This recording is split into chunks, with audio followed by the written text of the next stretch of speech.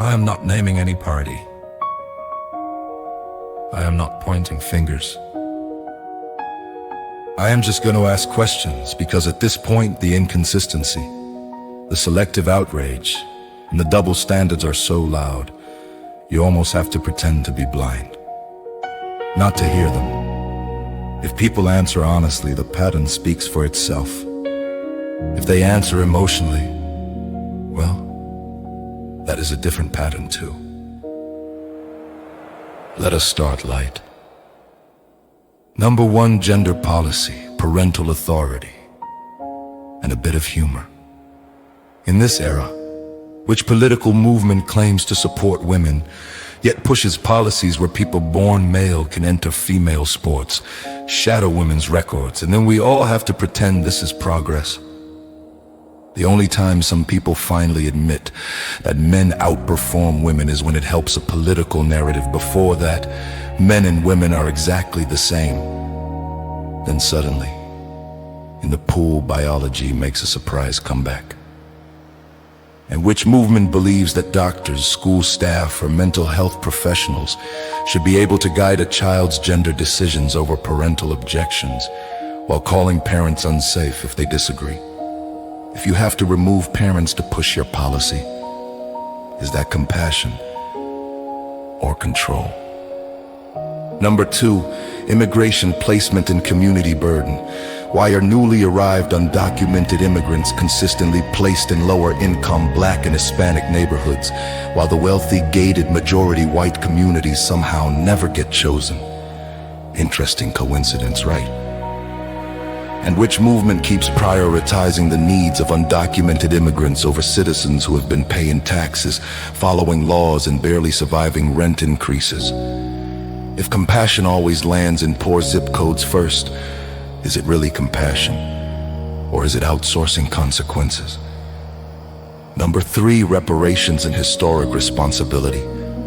Which movement pushes financial reparations today from Americans who had nothing to do with slavery, while ignoring that modern America was largely built by legal immigrants, and that slavery historically involved multiple racial and ethnic groups across continents?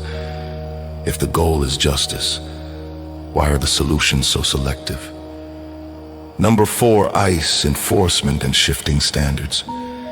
Across the last several administrations, which movement now denounces ICE as abusive, even though ICE's authority and enforcement practices were built or expanded under earlier administrations with far less outrage at the time?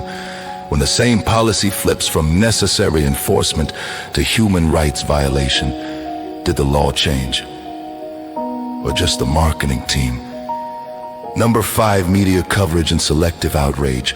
Why do major news networks run certain scandals for months like a Netflix series, while burying other stories of equal or greater importance in a 3-minute segment at 11:52 p.m.? Why does public outrage depend less on what happened and more on who is attached to the story? Same action, different politician, opposite reaction. That is not journalism. That is branding. Number 6, crime, safety, and enforcement. Why have some cities reduced penalties for serious crimes, including repeat offenders, while going hard on minor infractions that affect regular working people? Smash and grabs become complex social issues. But your parking ticket is non-negotiable if chaos has more rights than citizens. Something is off. Number 7, border policy consistency. Why do politicians condemn border policies that were created or expanded under previous administrations, even though many of them quietly supported or voted for components of those same policies years ago? Is the border the problem, or is who gets credit and who gets blamed the real story? Number 8, tech censorship and information control. Which movement supports suppressing certain viewpoints on social media under the label of misinformation, then later quietly admits that some of those censored ideas turned out to be not so wrong? If you need algorithms to protect adults from information, maybe your argument is weaker than you want to admit. Number 9, government transparency and narrative control. Why are major investigations and hearings selectively televised, selectively clipped, and selectively edited to drive a storyline instead of presenting the full, boring, messy context? People love saying, trust the process, then hide the process behind closed doors in a highlight reel. Number 10, economic priorities and domestic neglect. Why does the government send billions overseas while homelessness, veterans care, schools and infrastructure inside the country look like a neglected afterthought? If your house is falling apart but you keep funding your neighbor's renovations, are you generous or irresponsible? Number 11, public health authority and civil liberties. Which movement supported policies that confined people to their homes, blocked elderly people from seeing family, and pushed mandated medical procedures as a condition for work, travel, or basic participation in society? And when those policies turned out to have side effects, trade-offs, or unintended consequences, where was the same energy for accountability? Number 12, election trust. Why do both sides scream fraud when they lose, but suddenly become philosophers of integrity when they win? If the system is broken, it is broken when your side wins too. If it is legitimate, it stays legitimate even when your favorite candidate loses. You cannot switch your beliefs every 4 years and call it principle. Number 13, race, division, and media framing. Why does today's media insert a racial angle into stories where race is either unclear, irrelevant, or clearly not the main factor? If you keep telling people they should view every event through race, do not be shocked when they stop seeing you generous neighbors and start seeing me generous kangaroos. Number 14, has gone for accountability. Looking back to the 1960s, which political movement resisted civil rights equality, then later rebranded itself as the defender of the very communities it opposed. History records actions, not slogans.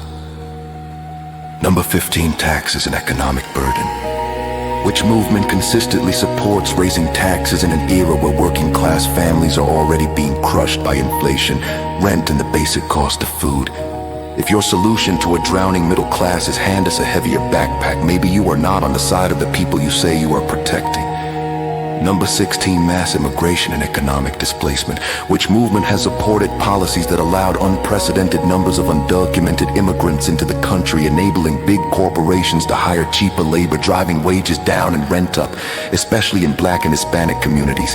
If the policy makes billionaires richer and your community poorer, who was it really designed for? Number 17, influence, indoctrination, and infiltration. In an era of global information warfare, how do we separate real grassroots activism from foreign influence, ideological indoctrination, and coordinated disruption? When unelected bureaucrats, NGOs, and powerful institutions profit from public division, you have to ask who is writing the script.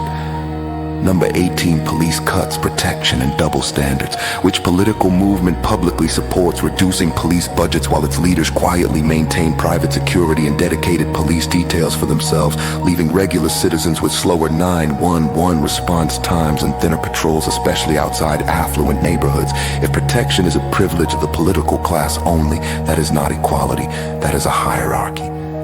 Number 19, political paternalism and identity control. In this era, which movement is most known for white spokespeople, male or female, telling Black and Hispanic communities how they should think, vote, and interpret their own lived experience?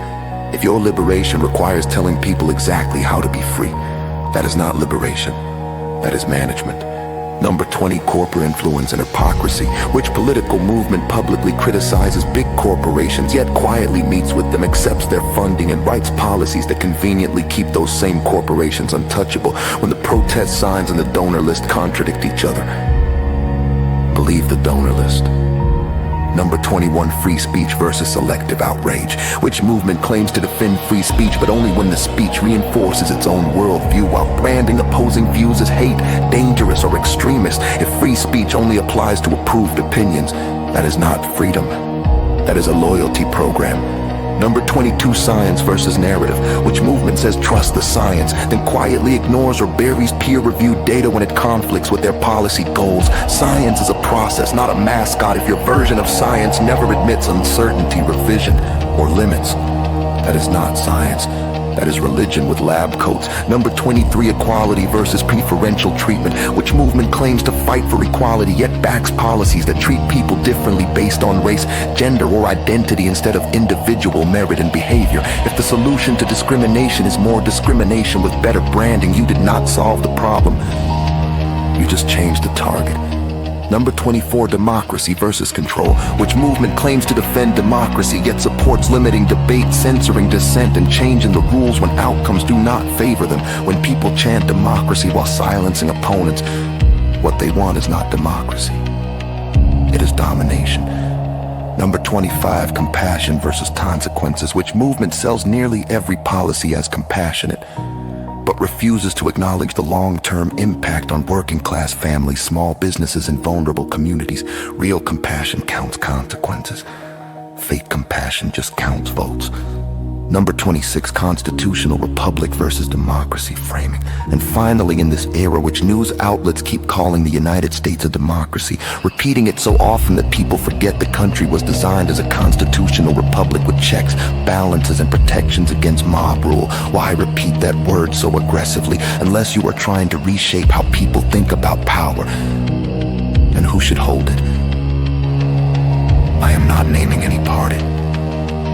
I am asking questions. If people answer honestly, the truth reveals itself. But here is the rule. Do not just scream a party name in the comments and feel accomplished. If you are going to respond, bring receipts, do the homework, show your sources. Because in the end, truth is not partisan.